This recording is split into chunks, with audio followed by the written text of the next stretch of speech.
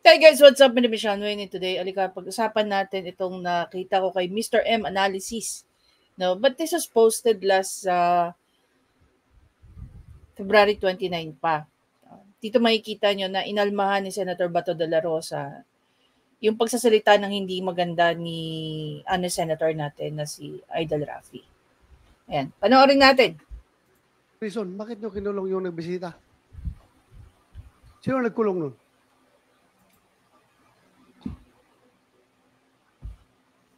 Sino nagkulong? Inaresto po namin sila at may probable cause po yung pagkaka-aresto namin. Actually po sir, undergoing po yung trial. Lakasan mo busis mo. Huwag kang mahiya kung totoo yung sinasabi mo. Lakasan mo yung sinasabi mo. Your Honor, isang legitimate police operation po yung nangyari. Inaresto po namin sila at ongoing po yung trial para po sa kaso na isinampa namin. How can you say it's a legitimate operation? Number one, you were not wearing proper uniform and you were wearing bonnet. Natural, yung tao na pinasok nyo dahil wrong information binigay sa inyo at wrong house at wala kayong dalang search warrant in the first place, dapat hindi nyo pinasok yon. Illegal entry yon. Number two. Okay, again, bakit kailangan ng search warrant? Kung merong warrant of arrest. Gaya nga na sinabi ko, no, I think na-discuss na rin ito ni Atty. Libayan, na ang warrant of arrest, wala po siyang expiration date. While ang search warrant, 10 days lang po yan. Okay, 10 days lang po yan. Wala kayong body camera. Number three, hindi nyo sinabi kung sino ang purpose na pagpunta nyo doon. Number four, nanampal kayo. Natural, papalag yung sinampal ninyo. Gawin mo sa bahay ko yan. God forbids. Hindi nyo... Ang tanong naman, Idol Rafi, bakit naman yan gagawin sa bahay mo? 'Di ba? Bakit yan gagawin sa bahay mo? And if ever, okay, sabihin na lang natin na hindi ka broadcaster, hindi ka politiko, no? Kung ikaw rin nandoon sa sitwasyon na nasa sitwasyon ng mga taong pinaglalaban mo dyan, sa tingin mo makakapalag ka rin? Kung ma-outnumbered ka? 'Di ba? Baka pag lumabang ka, ang ending mo, paglamayan ka na. Ganun lang din ang mga, alam mo yun, yun nga yung nagiging, naalala nyo ba yung mga kwento ng Tokhang? 'Di ba? Pag nanlaban daw, ano nangyayari? Kinikitilan nila ng buhay. Minsan ilulugar natin, Idol, ang kayabangan at ang katapangan. Wag po natin paghaluin yan kasi hindi rin po maganda ang nagiging epekto niyan. 'Di ba? Kasi number one, pag ikaw po ay inisyuhan ng warrant of arrest, tatanungin kung sino yung taong to at pag sinabi mo ikaw yung taong to, no? Babasahin naman sa iyo yung content ng warrant of arrest mo. Wala kang choice but to go with them. But syempre, dapat na-accompany ka ng mga abogado mo. Dapat meron ka ng abogado. No? Kanina kahapon nga lang binabasa ko yung about sa arrest. Alam niyo po, pag kayo po ay inaresto, okay? Pag kayo inaresto at questionable yung pagkaka-aresto niyo, before po kayo maaring, dapat i-raise niyo na po, na po kayo ng petisyon to question yung pagkaka-aresto sa inyo. Okay? Hanggat maaari, pakiusap. Pag may mga ganyang incident, wag po kayong manglalaban kasi person of authority po yan. Mga peace officer, mga law enforcers po ang mga police natin or NBI. If they have a valid warrant of arrest, sumama na lang po tayo ng maayos. Otherwise, pag nanlaban kayo, baka binibigyan nyo sila ng rason para mag-open fire sila. Okay? Kasi pwede rin po kayong makasuhan. Even may kaso na kayo, pwede pa kayong kasuhan ulit. Yung kayang gawin niya sa mga taong alam niyong papalag at may kakayang pumalag. Ginagawa You know, this reminds, hindi naman. Hindi, warrantless arrest yan. This reminds me nangyari dun sa, what do you call that? Dun sa nagulungan. Diyan sa may, tawag dito, sa may Mega Mall. 'Di ba? Hot pursuit yun eh. Warrantless arrest na sana yun eh. Pero anong nangyari? So, nag-lapse na yung time. Ngayon, kailangan na mag-go through sa mga tawag dito, sa process wherein kailangan magkaroon ng preliminary investigation. Kailangan magsampa ng kaso ng complaint, ng legal complaint ng mga pulisya together with the victim. And then from there, magkakaroon pa po ng maayos na sagutan. Pero yung nangyari po doon sa security guard na nagulungan, pwede na po yung hot pursuit. Sa hot pursuit, pwede na pong warrantless arrest. nyo kasi mga pobre. Gawin nyo kayo sa bahay ni Senator Bato de la Rosa yan. Pasukin yung bahay ni Senator Bato. Actually, kung gagamit lang ng example dito si Idol, sana yung makatotohanan. Now, if he's saying that as an example, putting him and Senator Bato, no, as an example naman sa side niya, bilang parang lumalabas tuloy, syempre hindi mo gagawin yan. Una, senador ka. 'Di ba? Pangalawa, may mga bodyguards ka rin. So even before sila makalapit sa'yo, may layers of security even before they get to you. 'Di ba? But then again, tingnan mo ngayon nangyari kay kay Teves. Ano ba nangyayari kay Teves ngayon? May warrant of arrest na. Tama ba? Na-issue na ba ng warrant of arrest yon? O may kaso pa rin, may kaso lang siya sa sa DOJ. Siyempre, hindi naman siya madampot dahil nasa labas siya ng bansa, and nakikita ko yung point ni Raffy Tulfo. Pero kung gagamit ka ng mga examples, pwede yung mas makatotohanan. Makatotohanan naman, pero yung mas makatotohanan, di ba? Tapos sabihin nyo, search warrant para kay Juan de la Cruz. Eh baka niratat ka ni Senator Bato. Gets mo? Balik tayo doon sa sinabi ko. Kung raratratin sila ni Senator Bato, knowing that Senator Bato is not anymore an active member of PNP. He's a retired member of the PNP. Alumni na siya kumbaga. Kung raratratin sila ni Senator Bato, syempre, manlalaban naman ng itong mga pulis. Makikipagratratan din sila. 'Di ba?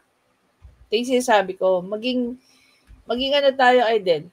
Maging makatotohanan tayo sa mga examples natin. No? Kaya nyo nagawa dito kasi alam nyo, walang kakayang lumaban. Pobre. Hindi. May kakayanan lumaban, Idol. I'm sure of that. May kakayanan silang lumaban. It's just that alam nilang mangyayari pag sila ay lumaban, no? Baka ilan sa kanila ay pinapalibing na. Pinasok nyo na nga, ginawa nyo na po ng illegal, binayolate nyo ng kanyang karapatan, at ngayon, kasampang pa ng kaso, ang kapal na mukha mo. Ang kapal na mukha mo, hinayupak ka.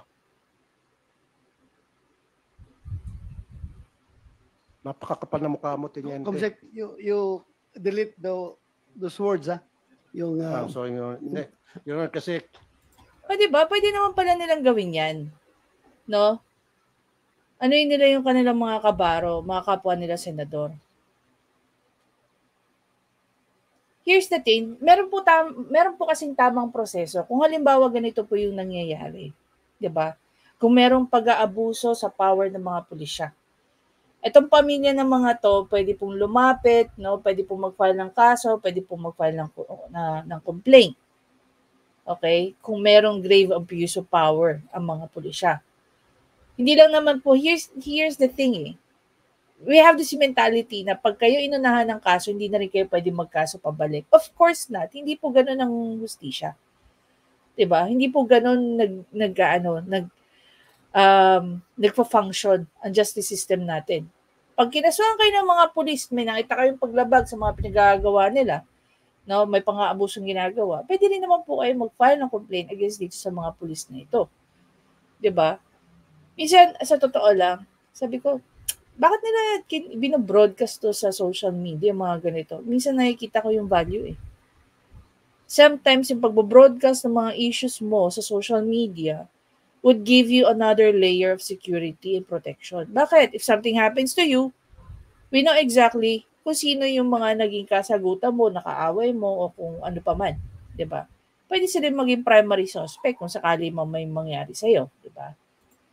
Alam na alam ko tong kaso. Lumapit sa akin yung mga victims, Your Honor. Ito po, So is he saying that itong kaso na to ay nanggaling pa sa ano? Nanggaling pa sa RTIA? 'Di ba? Lumapit daw sa kanya.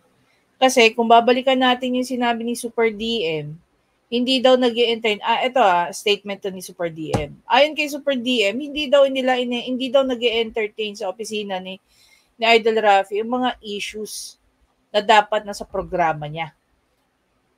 'Di ba? So, now that he's saying that, does that mean itong Senate inquiry na to, Senate hearing na nangyayari na to, ay nanggaling pa sa RTIA?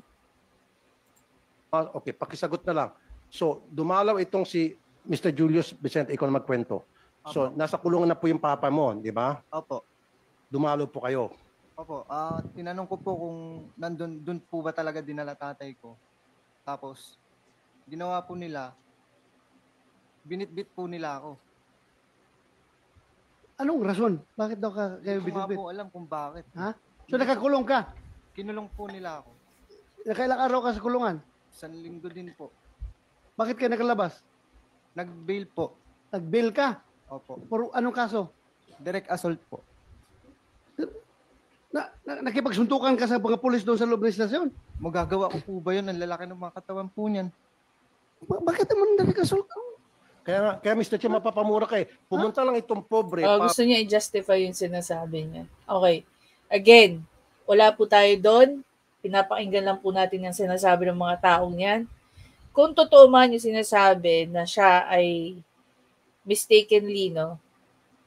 Well, I don't know. Ang mistakenly, hindi mo sinasadya eh. Pero, kung merong grave abuse itong mga pulis na to, laban sa iyo, mag-file ka ng administrative case at saka criminal case, di ba? Una, either masuspend o mawala yung mga yan sa serbisyo, gaya na nangyari dun sa pinagkamala na teenager na pinatay dyan sa may Nabotas ba yun? O Malabon? Diba?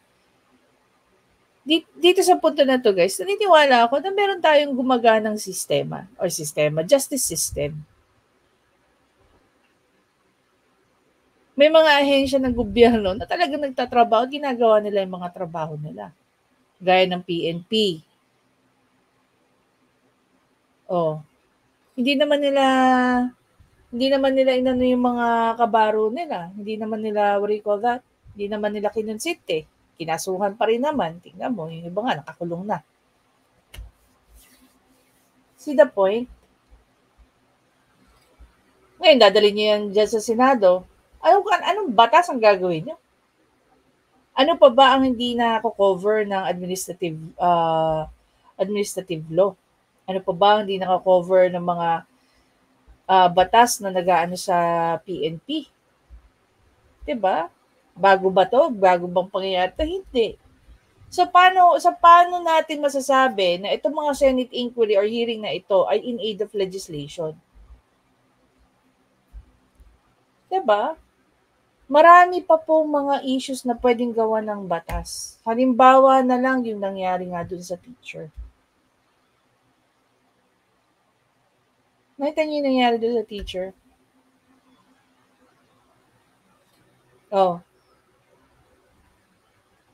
Initially, maraming galit na magulang sa sinabi ng teacher.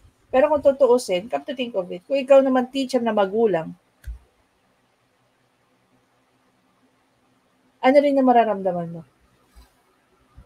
Siyempre, magagalit ka dahil yung anak mo pinagsasalita ng ganon. Sa tingin nyo ba, siya lang yung ganon?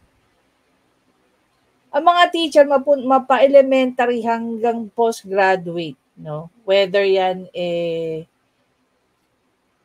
medicine or law. Masasabi lang ni Raffy Tulfo, kasasabi ko lang doon sa reaction ko kay Raffy Tulfo, ang pambubuli po, hindi lang nangyayari sa med school. Diba nakafocus tayo dun sa salita ng teacher, pero hindi natin naisip, ano rin kaya ang naging reason kung bakit si teacher nagsalita ng ganon. Oo, mali siya sa sinabi niya. Pangalawa, mali na naka-live siya. Nasa klase ka, naka-live ka. Agree naman tayo dyan.